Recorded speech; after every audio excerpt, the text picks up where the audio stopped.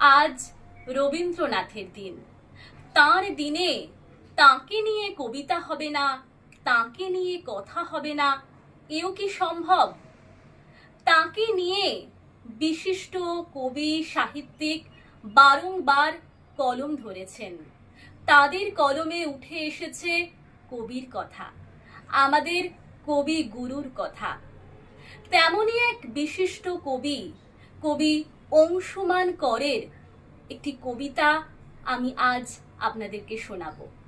কবিতাটি শুনে আপনাদের কেমন লাগলো আমাকে জানাতে ভুলবেন না। কবিতার নাম রবীন্দ্রনাথ। শিলাইদহ ভাবে আপনি ওদের, জোড়াসাঁকো ভাবে আপনি এদের, বিশ্বভারতী ভেবেছিল আপনি আসলে জর্জ বিশ্বাসের নন, আপনি তাদের। রবীন্দ্রনাথ, আপনি আসলে কার? যুদ্ধের সময় ট্রেঞ্চের মধ্যে শেষ নিঃশ্বাস নেওয়ার আগে একজন তরুণ কবি ভেবেছিল আপনি তার।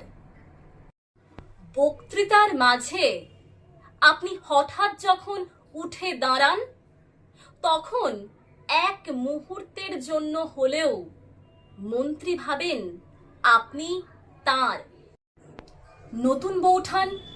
নতুন বৌঠান কি কোনো দিনও ভেবেছিলেন আপনি তার? রানু, রবীন্দ্রনাথ, আপনি যে ঠিক কার, সে প্রশ্নের উত্তর বাঙালি আজও পায়নি। দাদামশাই ভাবতেন আপনি গোরার রচয়িতা, আপনি তার। বাবা ভাবতেন আপনি বানিয়েছেন শ্রীনিকেতন, শান্তিনিকেতন, আপনি তার। মা ভাবতেন আপনার সুরেই বেজে উঠেছিল ওর বীণা, আপনি তার। ভীরু কিশোরী যে মুখ ফুটে বলতে পারেনি, শুধু চিরকুটে লিখে দিয়েছে, হাতখানি ওই বাড়িয়ে আনো, দাও গো আমার হাতে, ধরবো তারে ভরবো তারে, রাখবো তারে সাথে।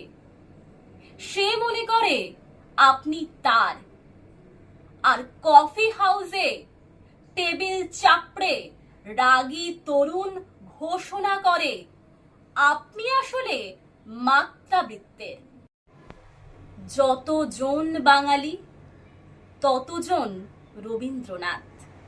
শুধু একদিন শিলাইদহের রবীন্দ্রনাথ আর জোড়াসাঁকোর রবীন্দ্রনাথের, বিশ্বভারতীর রবীন্দ্রনাথ আর জর্জ বিশ্বাসের রবীন্দ্রনাথের, দাদা মশাইয়ের রবীন্দ্রনাথ আর বাবার রবীন্দ্রনাথের, আওয়েনের রবীন্দ্রনাথ আর মায়ের রবীন্দ্রনাথের, ভীরু কিশোরীর রবীন্দ্রনাথ আর রাগী তরুণের রবীন্দ্রনাথের দেখা হয়ে যায় সেই দিন 25শে বৈশাখ। সেই দিন 25শে বৈশাখ।